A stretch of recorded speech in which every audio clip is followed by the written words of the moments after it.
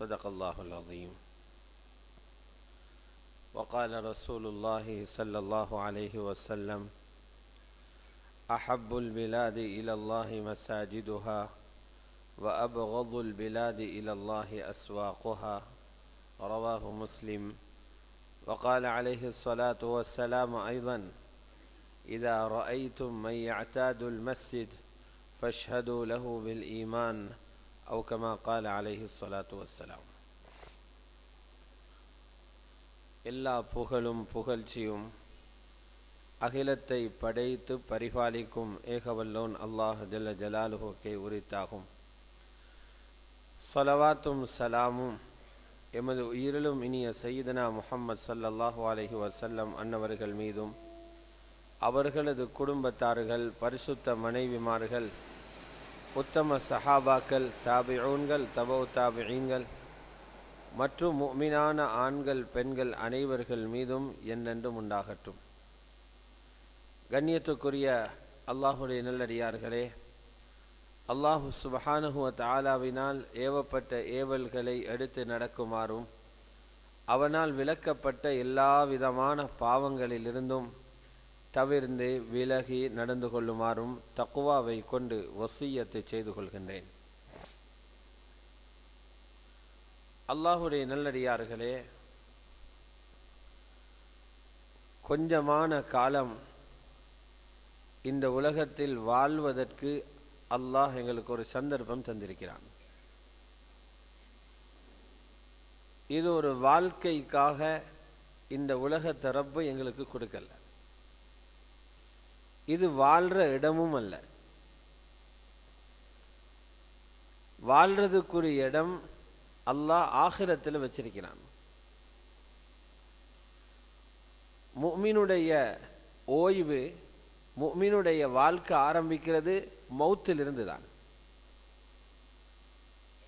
அதனால் தான் ரசூல் ஸல்லல்லாஹு அலைஹி வஸல்லம் சொன்னாங்க, லா ராஹத லில் முஃமினி இல்லா பஅதல் மௌத். முஃமினுக்கு ஓய்வு கிடைக்கும் மௌத்துக்கு பிறகுதான்ண்டாங்க.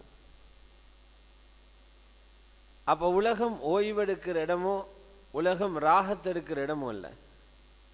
உலகத்துக்கு ஏன் வந்திருக்கிறோம்னா, நிரந்தரமான வாழ்க்கைக்கு தயாரிப்பு செய்ய வந்திருக்கிறோம். இது வாழும் இடம் அல்ல, உலகம் ஒரு வாழ்க்கையை தயாரிக்கிற இடம். யாரு உலகத்தை வாழ்ற இடமென்று மனதுக்குள்ள எடுத்துக்கொண்டாங்களோ அவங்களோட வாழ்க்கை பூராக பிரச்சனை தான். வாழ நினைச்சவங்களுக்கு எல்லாம் உலகத்தில் பிரச்சனை தான்.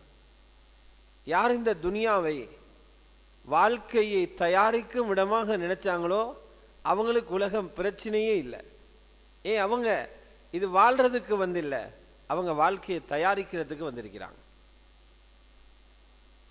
அல்லாஹுடைய நல்லடியார்களே, அந்த வகையில் ஒவ்வொரு மனிதனும் ஆகிராவுடைய வாழ்க்கையை குறிக்கோளாக வைத்து வாழ வேண்டிய இடம்தான் உலகம். எங்களோட இலக்கு ஆகிரா தான். நாங்கள் உலகத்தில் தோல்வி அடையலும் ஆகிராவில் தோல்வி அடைய மாட்டோம். உலகத்தில் பறிகொடுக்கலும் ஆகிராவில் பறிகொடுக்க மாட்டோம்.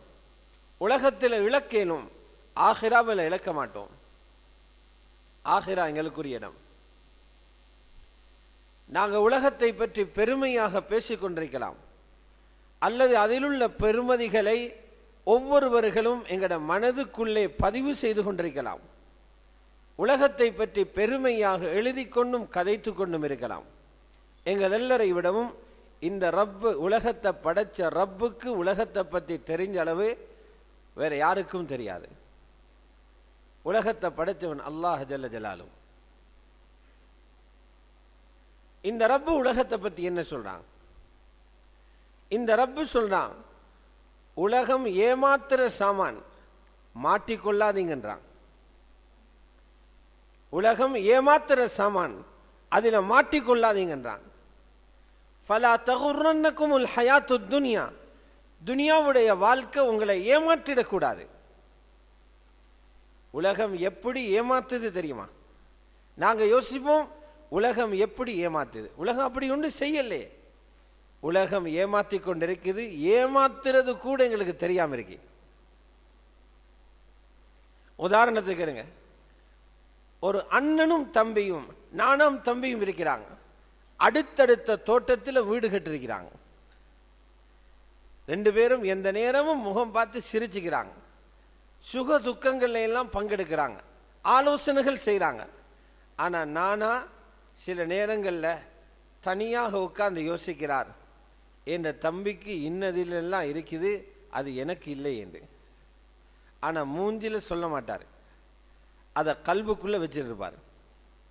நானுக்கு அங்கட வருமானம் வருது, நானோட மனைவி இப்படி, நானோட மூத்த மகன் இப்படி, நானோட காணி இப்படி, நானோட வீடு இப்படி, இதெல்லாம் எனக்கு இல்லையே. அதுபோல சில சமயங்களில் தம்பியும் உட்கார்ந்து யோசிக்கிறார், நானுக்கு இது இருக்குது, எனக்கு இல்லையே. நானோட கடைசி மகன் இப்படி இருக்கிறார், அது எனக்கு இல்லையே. நானோட பிள்ளைகள் படிக்கிறார், என்ற பிள்ளைகள் படிக்குதில்லை. ஆனா தம்பி இதை நானோட முன்னால சொல்ல மாட்டார்.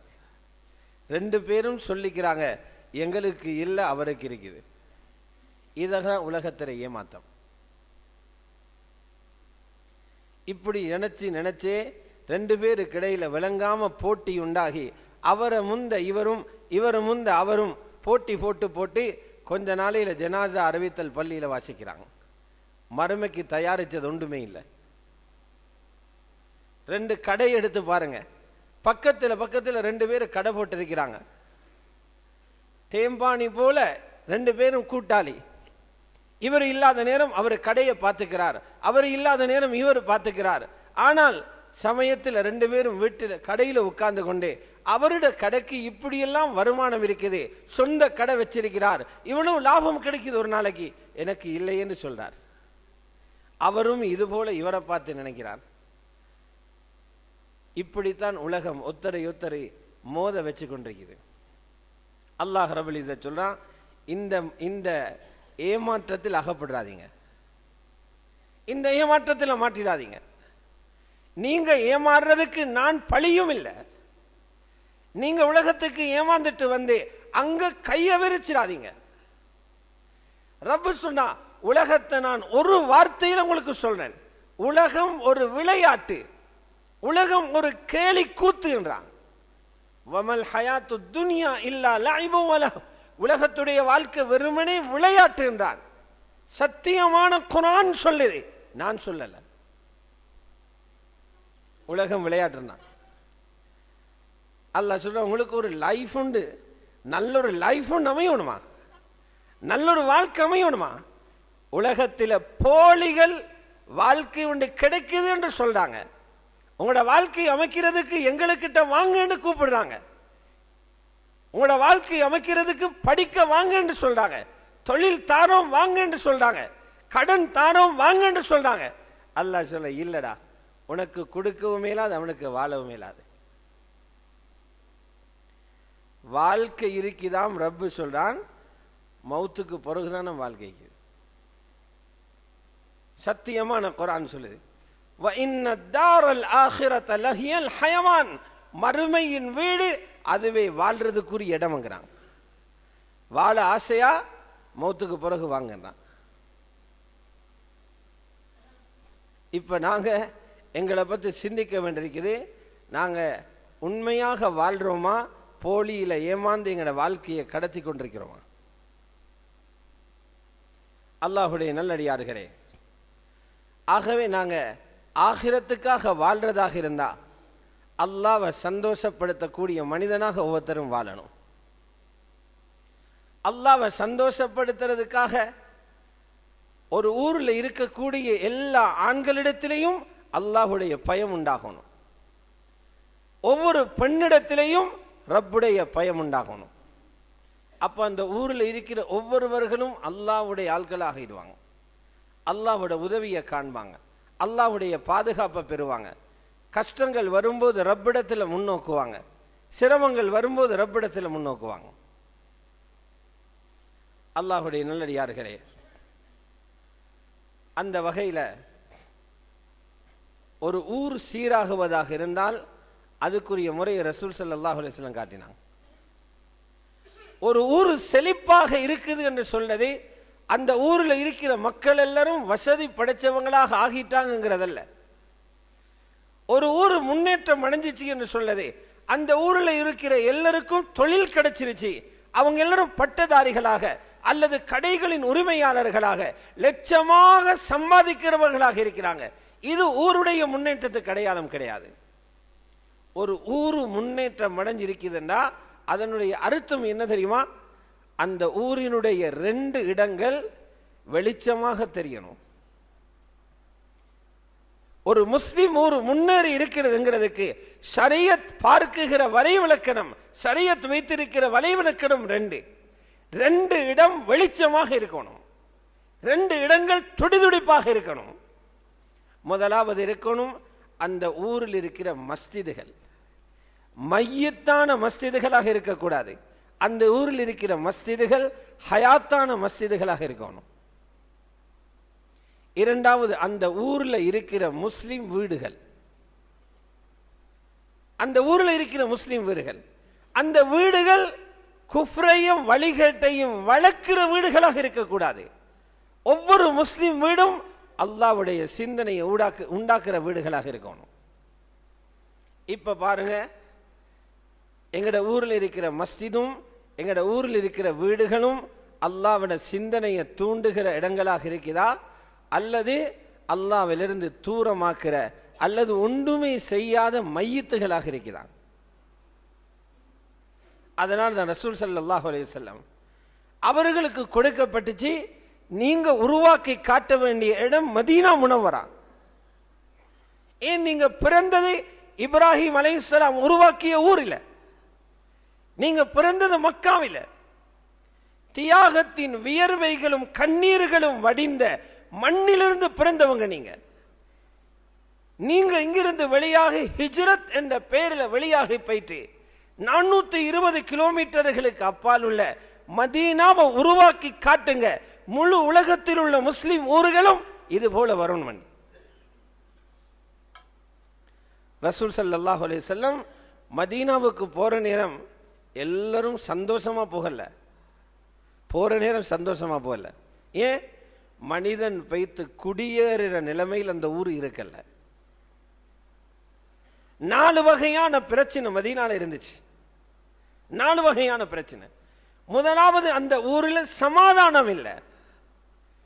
30 வருஷம் சிவில் யுத்தம் நடந்து கொண்டிருக்குது. புஆஸ் என்ற போர் நடந்து கொண்டிருக்குது. அவுஸ் ஹஜ்ரஜ் என்று மதீனா வாசிகள் பிரிந்து கண்டதுக்கெல்லாம் சண்டை பிடிச்சு கொண்டிருக்கிறாங்க. யுத்தம் நடக்கிற ஊருக்கு யுத்தம் இல்லாத ஊரிலிருந்து ஒருத்தர் வந்து குடியேற மாட்டாரு. அங்கதான் அல்லாஹ் போக சொன்னான் ரசூலுல்லாஹ், யுத்தம் நடந்து கொண்டிருக்கிற இடத்துக்கு. இரண்டாவது, சுகாதாரம் இல்லைங்க. அங்கிருக்கிற ஓடைகளில் வருகிற தண்ணீர், இதை வெளியூர்காரர்கள் பழக்கம் இல்லாதவர்கள் பயன்படுத்தினால் அவர்களை ஒரு காய்ச்சல் பிடிச்சிடும், அதால தப்புறது கஷ்டம். நோயுள்ள இடத்துக்கு யாராவது போவாங்களா? மூணாவது பிரச்சனை, அந்த ஊர் பொருளாதார சிக்கல் இருக்குது. அங்க இருக்கிறவர்களுக்கே வருமான வழிகள் போதாது. வெளியிலிருந்து மக்கள் ஆயிரக்கணக்கில் போயிட்டு குவிஞ்சா இன்னும் பிரச்சனையா போயிடும். அல்லாஹ் ரப்பல் இஸ்ஸத் இந்த ஊருக்கு தான் போச்சுன்னா மதீனாக்கு. ரசூல் ஸல்லல்லாஹு அலைஹி வஸல்லம் அங்க போனாங்க. போன உடனே முதலாவது என்ன செஞ்சாங்க? இந்த ஊரில் இருக்கிற பஜார் இதை மறுசீரமைக்கணும், கடைகளில் உடைச்சி புதுசாக கட்டுங்க, தொழில் இல்லாதவர்களுக்கெல்லாம் காசு கொடுங்க, தொழிலை உண்டாக்கட்டும், விவசாய நிலங்கள்ல இன்னும் அதிகமான மரங்களை பயிரிடுங்க. இதே சொன்னாங்க. எங்கேயும் ஹதீஸ்ல வரல. ரசூலுல்லாஹ் வந்தொன்னு முதலாவது செய்த வேலை பள்ளிவாசலை கட்டினாங்க. தனக்கு இருக்கிறதுக்கு ஒரு குடிசையை கூட கட்டல ரசூலுல்லாஹ். தான் இருக்கிறதுக்கு ஒரு சின்ன காணித்துண்டை எடுத்து ஒரு குடிசை கூட கட்டல ரசூலுல்லாஹ். ஒரு சஹாபியிட வீட்டில இரவலாக உட்கார்ந்து கொண்டே 13 நாட்களில குபாவுடைய பள்ளிவாசலை கட்டினாங்க. முஸ்லிம் ஊருடைய அபிவிருத்தி பள்ளிவாசல்ல இருந்து ஆரம்பமாகணும். அங்கிருந்து ரசூல் ஸல்லல்லாஹு அலைஹி வஸல்லம் 5 கிலோமீட்டர் தூரத்தில் இருக்கிற மதீனாவுக்குள்ள போனாங்க. சஹாபாக்கள் கூப்பிடுறாங்க, யார் ரசூலல்லாஹ், எங்கட தோட்டத்தில் இடம் இருக்குது வாங்க, எங்கட வீட்டில் இடம் இருக்குது வாங்க. அல்லாஹ்வுடைய ரசூல் சொல்றாங்க, இல்ல ஏண்ட ஒட்டகத்துக்கு ரப்பு உத்தரவிட்டிருக்கிறான், ஏண்ட மஸ்ஜித் எங்க அமையணுமோ ஒட்டகம் அங்க போய் உட்காரும். ஒட்டகம் நேரா போயிட்டு ஒரு காணியில உட்கார்ந்துச்சு. ரசூல் ஸல்லல்லாஹு அலைஹி வஸல்லம் சொல்றாங்க, சஹீஹான ரிவாயத்துகள் இது, ஊர்ஜிதமான வரலாற்று செய்தி. ரசூலுல்லாஹ் சொன்னாங்க, அல்லாஹ்வோட விருப்பம் இந்த பள்ளி இங்க அமையணும். கேட்கிறாங்க, இந்த காணி யாரட? காணிய வாங்கணும். என் ஒட்டகம் உட்கார்ந்துருச்சு, இந்த காணியில தான் என்ன மஸ்ஜித் அமையணும், மஸ்ஜிது நபவி. காணிக்குரியவர் யார்? சொன்னாங்க, யார் ரசூலுல்லாஹ், பனு நஜ்ஜார் என்ற ஒரு கோத்திரத்தில் உள்ள ஒரு குடும்பத்துக்கு சொந்தமானது, அவங்களோட வாப்பக்குரிய காணி, பிள்ளைகளோட வாரிசு சொத்து. ரசூல் ஸல்லல்லாஹு அலைஹி வஸல்லம் அந்த பிள்ளைகளை வர சொன்னாங்க. சஹீஹுல் புகாரியில் இருக்குது, அவங்கள்ட்ட ஒரு மரபு இருந்துச்சு, பெரியவர்களை மரியாதை பண்றதுக்காக வாள்களோடு வந்து அவர்களை சுற்றி வருவாங்க. ரசூலுல்லாஹ்வை சுற்றி வந்து நின்றாங்க. ஸல்லல்லாஹு அலைஹி வஸல்லம் சொன்னாங்க, உங்களோட காணிக்கு விலை சொல்லுங்க, உங்களோட காணிக்கு விலை சொல்லுங்க. அந்த குடும்பம் பெரிய ஒரு அதிர்ஷ்டத்தை அடைய போறாங்க. அந்த குடும்பத்துக்கு ஒரு பெரிய ஒரு பாக்கியம், பொக்கிஷம் ஒன்று கிடைக்க போகுது. சாமினூனி ஹாயத்தக்கும், உங்களோட தோட்டத்துக்கு விலை என்ன, எவ்வளவும் கொடுக்கறதுக்கு ரெடி. அவங்க சொன்னாங்க, ஆலோசிச்சு சொல்றோம். தேவையோடு ஒருத்தர் வந்து கேட்டா நாம என்ன செய்வோம், பெரிய விலை அடிப்போம். எப்படியும் வாங்கத்தான் போறாரு. நல்ல சுவாரஸ்யமாக சொல்லிக்குவோம், நாங்க ஒரு 10 லட்சம் கொடுக்க இருந்தோம், பள்ளி என்கிறதுனால 9 லட்சத்துக்கு தரோம். பள்ளி என்கிறதுனால நாம அப்படிதான் சொல்லுவோம். அல்லாஹ் அந்த பிள்ளைகளுக்கு கொடுத்த சிந்தனை, அவங்க முடிவெடுத்தாங்க, வாப்பா கபருக்கு போய் சேர்ந்துட்டார், வாப்பா கபருக்கு போய் சேர்ந்துட்டார். இந்த காணியை வித்து காசு வாங்கினால் கொஞ்ச நாளையில் அந்த காசு முடிஞ்சு போய்த்தரும். காணியும் இல்ல காசும் இல்லாம கபருக்கு போக வேண்டி வரும். இந்த காணி எங்கட கபருக்கு வரணும், இந்த காணி மஹ்ஷர்ல எங்கட பட்டோலையில வரணும். இந்த காணி நன்மைய தீமையை நிறுக்கிற நேரம் மீசானுடைய தராசுக்கு வரணும். இந்த காணி சொர்க்கத்தில் எங்களுக்கு இடம் ஒன்று எடுத்து தரணும். சொன்னாங்க, யா ரசூலல்லாஹ், லா நத்லுபு ஸமனஹு இல்லா மினல்லாஹ். இது சஹீஹுல் புகாரியோட வார்த்தை. சொன்னாங்க, யா ரசூலல்லாஹ், இதோட பெருமதியை அல்லாஹ் விட்டு தான் கேட்கிறோம், எங்களுக்கு காசி வானம், எங்களுக்கு காசி வானம். எவ்வளவு காணி இருந்துச்சு? 2000 பேர் தொழுகிற அளவுக்குள் ஒரு பள்ளி கட்டுறது காணி. ஒரு 2000 பேர் தொழுகிறதுக்குள்ள பள்ளி கட்டுறதுக்குள்ள காணி.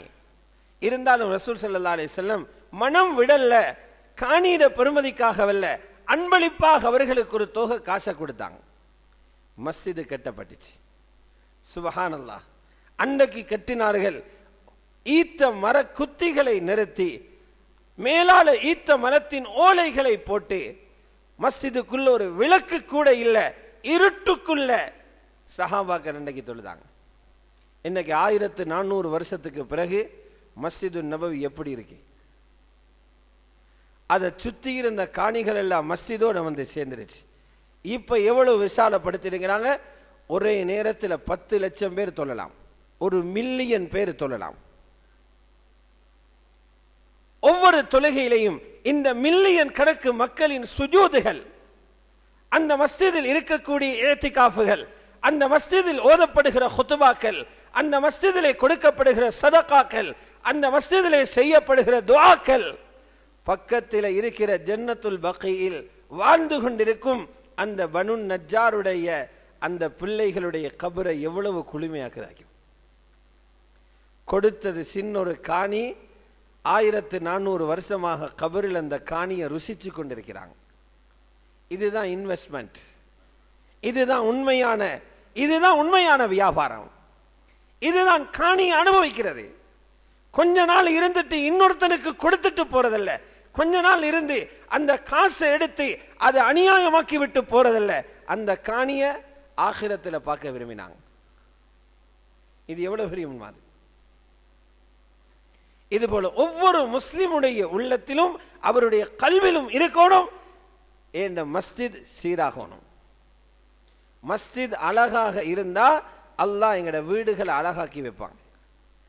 மஸ்ஜிதுக்குள்ளே ரூஹானியத்தான ஒளிமய மிக்க அமல்கள் நடந்து கொண்டிருந்தால் உங்களோட வீடு குடிசையாக இருந்தாலும் அல்லாஹ் உங்களோட வீட்டுக்குள்ள நூறானியத்தாக வைப்பான்.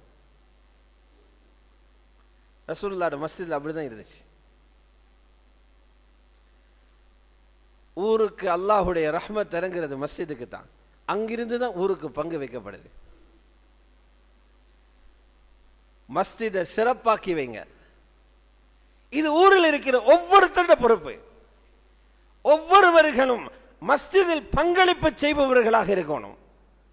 அதனால தான் வெறுமனே மஸ்ஜிதை கற்றவருக்கே கூலி. ரசூலுல்லாஹ் என்ன சொன்னாங்க? மன் பனா லில்லாஹி மஸ்ஜிதா, பேரு புகழ் இல்லாம ரப்புக்காக மஸ்ஜிதோட ஒரு பில்டிங்கை கட்டுறாரு. மஸ்ஜிதுக்காக ஒரு பில்டிங்கை கட்டுறாரு. ஒரு ரிவாயத்தில் இருக்குது, அது பெரிய 4-5 மாடிகள்ல புறா வாழுகிற கூடு இருக்குது. அந்த கூட்டின் அளவுக்கு அப்படின்னா சிறியது என்று காட்டுறதுக்கு சொன்னாங்க. அந்த அளவுக்கு மஸ்ஜிதை கட்டினாலும் அல்லாஹ் ரப்பல் இஸ்ஸத் சொர்க்கத்தில் உங்களுக்கு ஒரு பேலஸ் கொடுப்பான், மாளிகை. யாருக்கு இங்கிருந்து சொர்க்கத்தில் மாளிகை தேவையோ மஸ்ஜிதை கட்டுறதுக்கு உதவி செய்யுங்க. சுவரான மாளிகை, அது உத்தரவாதம் அளிக்கப்பட்ட மாளிகை. ரசூலுல்லாஹ்வுடைய ஹக்கான நாவால உதிர்ந்த அந்த முத்துக்களில் பதிவான செய்தி சஹீஹான ரிவாயத்தில் இருக்குது. சொர்க்கத்தில் மாளிகை கட்டி தருவார். அல்லாமா கஸ்ஸலானி ரஹ்மத்துல்லாஹி அலைஹி சஹீஹுல் புகாரிக்கு விரிவுரை எழுதின மகான்களில் ஒருவர். இவர்களுடைய கிதாபில் இருக்குது. ஷமாயிலுடைய விரிவுரையில் எழுதுறாங்க, ஒரு மனிதர் மஸ்ஜித் கட்டினான், சின்ன ஒரு மஸ்ஜித்.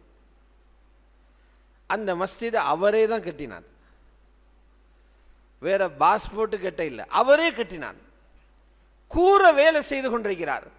அவரே கூரையில் ஏறி அதில் உள்ள சிராய்கள் பலகைகளை ஏற்றி அவரே கட்டிக்கிட்டு இருக்கிறார். யாரும் உதவிக்கு கூட இல்லை. மேல் இருந்த ஒரு பலகை கீழே விழுந்துருச்சு. இதை எடுத்து கொடுக்க ஆள் இல்லை. அந்த வழியாக ஒரு மனிதர் போனார். அவரை கூப்பிட்டு இந்த பலகையை தூக்கி தாங்கன்றார். அவரை தூக்கி கொடுத்துட்டு போயிட்டாரு. அன்று இரவு ஒரு கனவு கண்டார். கனவுகள், எல்லா கனவுகளும் ஷைத்தான்ட விளையாட்டல்ல. கனவு இருக்குதே, ஒரு முஃமின் காணுகிற கனவு அல்லாஹ் அனுப்புகிற சுப செய்தி. புகாரில் ரிவாயத்துக்கு அல்லாஹ் அனுப்புகிற சுப செய்தி அது. ருயல் முஃமின், முஃமினுடைய கனவு நுபுவத்தின் 40 பங்குகள் ஒரு பங்குண்டாங்க. மூமின் காணுகிற கனவு அல்லாஹ்வுடைய புறத்தில் இருந்து வரக்கூடிய பஷாரத் என்றாங்க, நற்செய்தி என்றாங்க ஸல்லல்லாஹு அலைஹி வஸல்லம். கனவு காண்றாங்க, பெரிய ஒரு மாளிகை இருக்குது. சொர்க்கத்தை காண்றார் கனவில். பெரிய ஒரு மாளிகை, பக்கத்தில் இன்னொரு மாளிகை இருக்குது. கனவில் சொல்லப்படுது, நீங்க மஸ்ஜிது கட்டினீங்களே, அந்த மஸ்ஜிது கட்டினதுக்கு தான் இந்த மாளிகை அல்லாஹ் தயாரிச்சிருக்கிறான். இது நீங்க ஆகிரத்தில் வாழ போற இடம், இது உங்களோட சொர்க்கம். எவ்வளவு குளிந்திக்கும் இருக்கு. அவர்கிட்ட பக்கத்தில் இன்னொரு மாளிகை நிற்குதே, அது யாருக்கு சொன்னாங்க? இன்றைக்கு பகல் நீங்க வேலை செய்து கொண்டிருக்கிற நேரம் ஒரு ஆள் ஒரு சிராயை தூக்கி கொடுத்தாரே, அவருக்கு கொடுக்கிற சொர்க்கம் அது. கட்டின உங்களுக்கு ஒரு மாளிகை, பள்ளி கட்டுறதுக்கு உடம்பால உதவி செய்த ஒருத்தருக்கு இன்னொரு மாளிகை.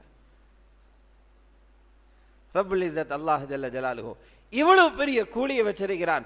அவனுடைய மஸ்ஜிதுகளை நிர்மாணிப்பவர்களுக்கு, அதுக்கு இஹ்லாசுடன் உதவி செய்பவர்களுக்கு, ஏன் மஸ்ஜிதை கற்றவர்களுக்கு அவ்வளவு கூலி என்றா, ஒரு ஊரு வளரப்போவது, ஒரு ஊரு முன்னேறப் போவது, ஒரு ஊரு திருத்தமடைய போவது, ஒரு ஊரில் உள்ள வாலிபர்களும் பெண்களும் வயோதிபர்களும் அல்லாஹ்வுடையவர்களாக ஆகிறது மஸ்ஜிதை மையமாக வச்சுதான். அதனால் அந்த மஸ்ஜிதுக்கு எவ்வளவு கூலி. ரசூல் ஸல்லல்லாஹு அலைஹி வஸல்லம் மஸ்ஜிதை கட்டி முடிச்சிட்டு தான் இருக்கிறதுக்குரிய வீடுகளை கட்டினாங்க.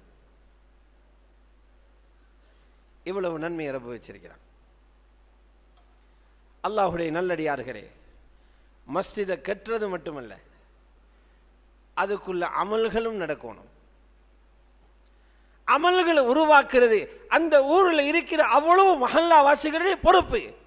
அமல்களை உருவாக்குறது நிர்வாகத்துடைய மாத்திரம் பொறுப்பல்ல, அமல்களை உருவாக்குறது இமாமுடைய மாத்திரம் பொறுப்பல்ல, அமல்களை உருவாக்குறது குறிப்பிட்ட கொஞ்சம் பேருடைய பொறுப்பல்ல, அந்த ஊரில் இருக்கிற ஒவ்வொரு முஸ்லிமுடைய பொறுப்பு. தூங்குற மஸ்ஜிதாக ஆக்காம விழிப்போடு இருக்கிற மஸ்ஜிதாக ஆக்கிறது. அதனால தான் மஸ்ஜிதுகளுடைய பரிபாலனத்தை அல்லாஹ் ரபுல் இஸ்ஸத் பெரிய பெரிய நபிமார்களை கொடுத்திருந்தான். இந்த உலகத்தில் 44 லட்சம் மஸ்ஜிதுகள் இருப்பதாக ஒரு கணிப்பீடு இருக்குது. 44 லட்சம் ஆக கூடிய மஸ்ஜிதுகள் இந்தோனேஷியாவில் இருக்கு. இந்த 44 லட்சம் மஸ்ஜிதுகளுக்கும் தலைமை வகிக்கிற 3 மஸ்ஜிதுகள் இருக்குது. ஒன்று மக்காவில் இருக்கிற அல் மஸ்ஜிதுல் ஹராம், இரண்டாவது மதீனாவில் இருக்கும் மஸ்ஜிதுல் நபவி, மூன்றாவது மஸ்ஜிதுல் அக்ஸா பலஸ்தீனில் இருக்கக்கூடியது. இந்த 3 பள்ளிவாசல்கள ஆரம்ப நிர்வாகிகளை பாருங்க. மஸ்ஜிதுல் ஹராமுடைய முதலாவது நிர்வாகி ஹதரத் இப்ராஹிம் அலைஹிஸ்ஸலாம்.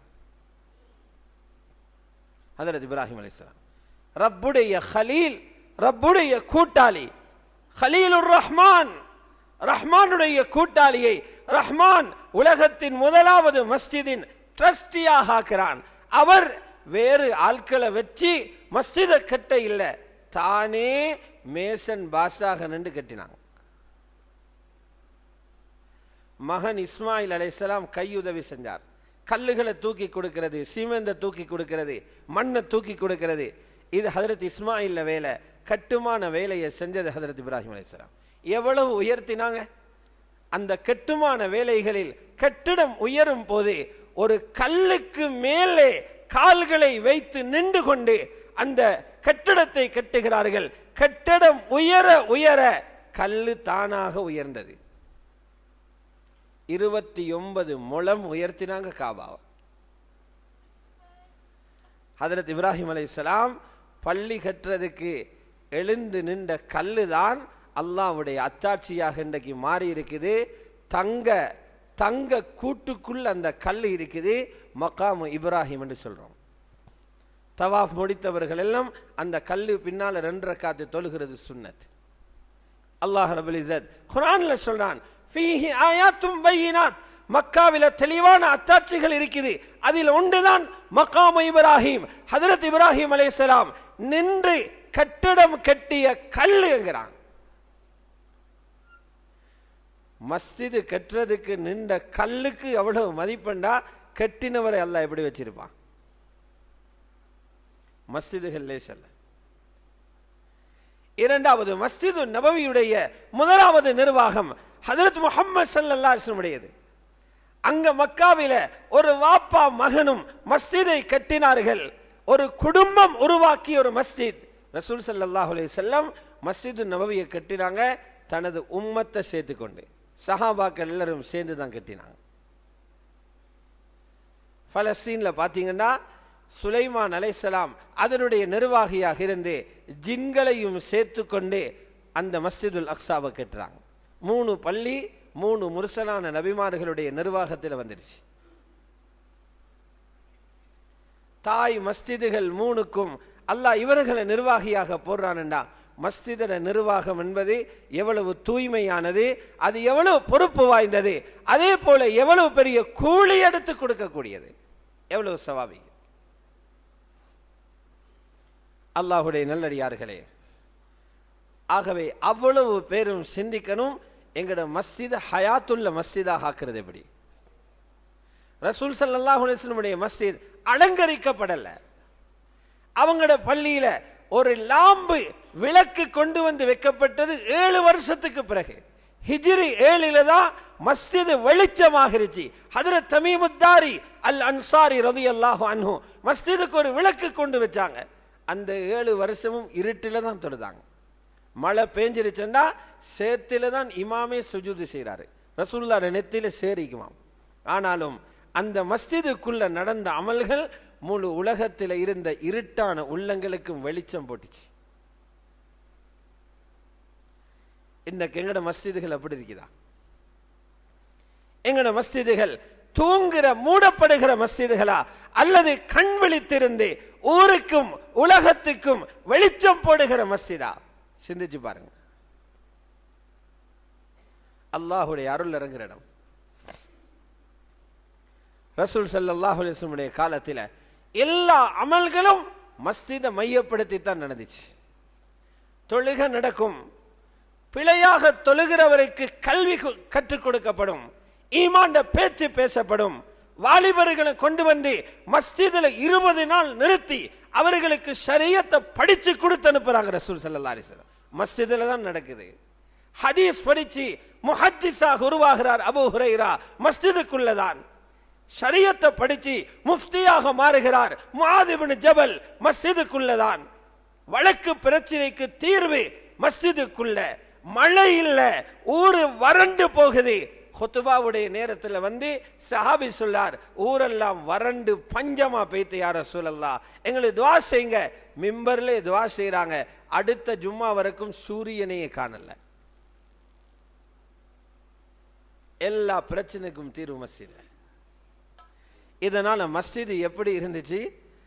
காஃபிர்கள் மஸ்ஜிதுக்குள்ள வந்துட்டு போனா இஸ்லாம்ண்டா இதுதான் என்று விளங்கிட்டு போனாங்க.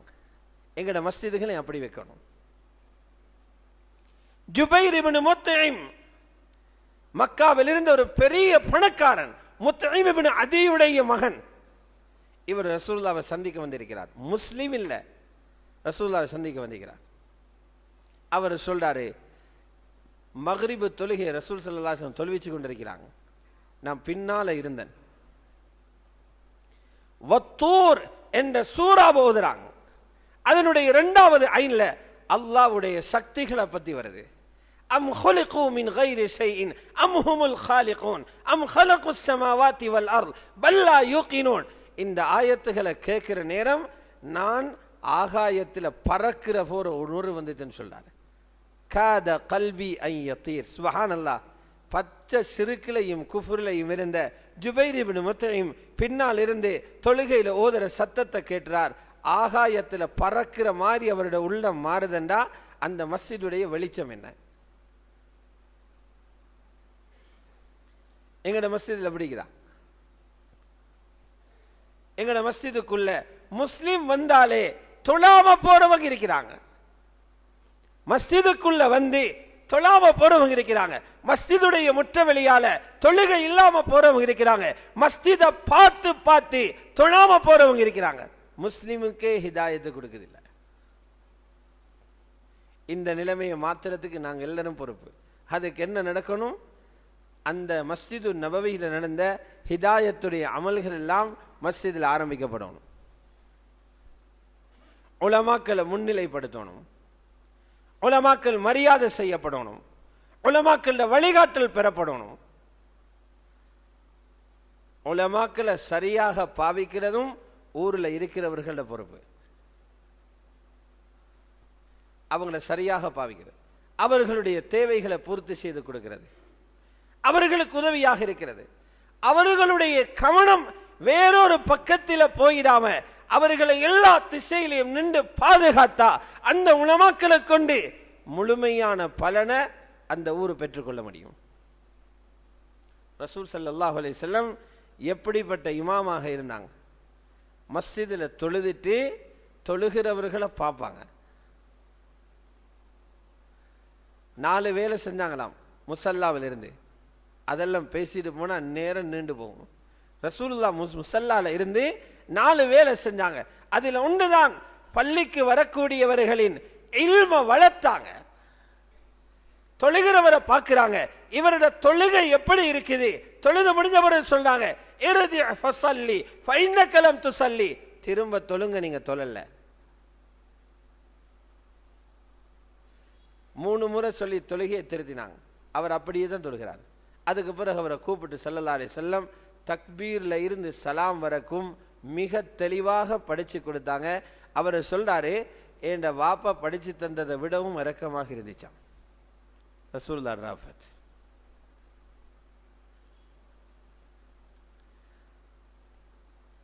ஆனா இன்றைக்கு என்ன நடக்குதுண்டா, உலமாக்களை முறையாக அவர்களுடைய தேவைகள் பூர்த்தி செய்யப்படாததால அவர்கள் மஸ்ஜிதிலையும் பங்களிப்பு செய்து பஜாரையும் பார்க்க வேண்டி வர்றதால மஸ்ஜிதுடைய பணிகளை அவர்களால் செய்ய முடியாமல் இருக்குது. இந்த மஸ்ஜிதில் எப்படியோ தெரியாது, இலங்கையில் உள்ள அதிகமான மஸ்ஜிதுகள்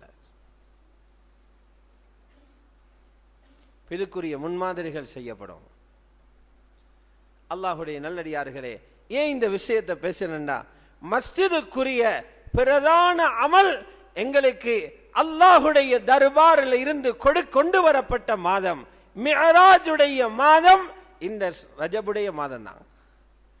மஸ்ஜிதுகள் செழிப்பாக்கப்பட வேண்டிய அமலை கொண்டு வந்தாங்க, தொழுகையை கொண்டு வந்த மாதம்,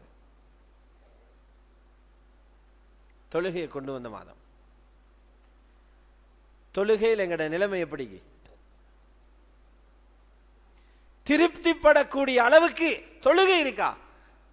நாங்கள் சொல்லிக் கொள்றோம், முஸ்லிம்கள் எங்களுக்கு ரப்பு உதவி செய்யணும். நாங்கள் எல்லாம் சொல்றோம், கஷ்டங்கள் வரும்போது கதறோம், ரப்பு உதவி செய்யறான் இல்லையே, எங்களோட துவாவை கபூல் செய்யறான் இல்லையே, பத்ரில் உதவி இறங்கினது போல எங்களுக்கு உதவி இறங்கணுமே. கஷ்டம் வரும்போதும் வருது, ரப்ப ஞாபகம் வருது. ரசூலுல்லாஹ் சொன்னாங்க, உங்களுக்கு கஷ்டம் இல்லாத நேரத்தில் ரப்ப ஞாபகப்படுத்துங்க, அப்போதான் உங்களுக்கு கஷ்டம் வரும்போது அவன் உங்களை ஞாபகப்படுத்துவான், உங்களை ரப்ப ஞாபகப்படுத்துவான். எங்களோட ஊரில் இருக்கிற தொழுகை வீதம் என்ன? ஒவ்வொரு ரஜபிலையும் ஒவ்வொரு மஹல்லாவும் அந்த ஊரில் இருக்கிற தொழுகை வீதத்தை பார்க்கணும். 80 வீதம் தொழுகிறாங்களா? 80 வீதம் தொழுதாலும் திருப்தி அடையலாது. 99 வீதம் தொழுகிறாங்க, திருப்தியா இல்ல. அடுத்த ஒரு வீதமும் சீராகி 100க்கு 100 தொழுதாதான் அந்த ஊர் உண்மையான முஸ்லீம் ஊர் என்று சொல்லலாம். எத்தனை மஹல்லா பிடிக்கி ஊரு வர முதல்ல வீடுகளுடைய நிர்வாகிகள் நீங்க வந்திருக்கிறீங்க, வீட்டட நிர்வாகி நீங்க, ஒவ்வொருத்தரும் ஒவ்வொரு வீட்டோட நிர்வாகிகள். உங்களோட வீட்டுக்குள் இருக்கிற 4 பேர் 5 பேர் கொண்ட உறுப்பினர்கள் எல்லாரும் சுஜூது செய்யறாங்களா? உங்களோட மனைவி தொழுகிறாவா? மூத்த மகன் தொழுகிறாரா? 2வது மகன் தொழுகிறாரா? உங்களோட வீட்டுக்கு வந்திருக்கிற மருமகன் தொழுகிறாரா? உங்களோட வீட்டுக்கு வந்திருக்கிற மருமகள் தொழுகிறாவா? எத்தனை பேர் பார்க்கிறாங்க? சாப்பாட்டில கவனம் இருக்குது, ஒழுங்கான வீடு இல்லைன்னு கவலை இருக்குது, ஒழுங்கான தொழில் இல்லைன்னு கவனம் இருக்குது. முஸ்லிம் என்றால் அதுக்கு பிறகுள்ள முதலாவது கடமை தொழுகை. இந்த தொழுகை ஏண்ட நிர்வாகத்துக்கு கீழே இருக்கிற ஏண்ட குடும்பத்துக்குள்ள இல்லை என்று முறையான முயற்சி செஞ்சவங்க எத்தனை பேர்? இன்னைக்கு நாங்க நினைக்கிறோம் இலங்கை எல்லாம் பிறண்டிருச்சு. இலங்கையில இன்னமும் 70 வீதம் கூட ஆகல்ல தொழுகை வீதம். இந்த ஸ்ரீலங்கால இந்த தெற்கு பகுதிகளில் கொஞ்சம் தொழுகையாளிகள் கூட இருக்கிறாங்க. இலங்கையில செறிவாக முஸ்லிம்கள் வாழ்ற பகுதி கிழக்கு. கிழக்கில் போய் ஒவ்வொரு மஸ்ஜிதிலையும் கேளுங்க, தொழுகை வீதம் எத்தனை என்று? 40 வீதம், 35 வீதம். ஒரு சில ஊர்கள் விதிவிலக்காக இருப்பாங்க. 65 வீதத்துக்கு தொழுகை இல்லை, 55 வீதத்துக்கு தொழுகை இல்லை. எங்க பத்ரில் இறங்கின உதவி இறங்கும்? பக்கத்தில் உள்ள நாடு இருக்குது பங்களாதேஷ், முஸ்லிம் நாடு, முஸ்லிம் ஆட்சி. அங்குள்ள தலைநகரம் டாக்கால போய்த்து பள்ளிகளை கேளுங்க, தொழுகையோட நிலைமை என்னன்னு. அவங்க சொல்றாங்க, ஃபர்லு தொழுகையோட விஷயம் கேட்க வேணாம், ஜும்மா தொழுகையோட தரவுதாரம். இங்க ஜும்மா தொழுறவங்க 50 வீதம். காதால கேட்டுட்டு சொல்றவங்களுக்கு அவங்க ஜும்மா தொழுகையோட தரவை சொல்றாங்க. 50 வீதத்துக்கு ஜும்மா தொழுகை இல்லை, 40 வீதத்துக்கு ஜும்மா தொழுகை இல்லை.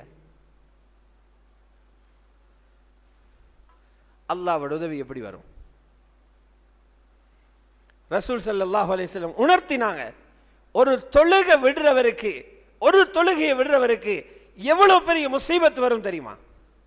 புகாரியில் ஹதீஸ் இருக்குது, ஒருவர் அசரு தொழுகையை மிஸ் பண்றார், அசரு தொழுகையை மிஸ் பண்ணிட்டார், இவருக்கு கியாமத்தில் எவ்வளவு பெரிய கவலை வரும் தெரியுமா? கவலையோட சைஸை சொன்னாங்க ரசூலுல்லாஹ்.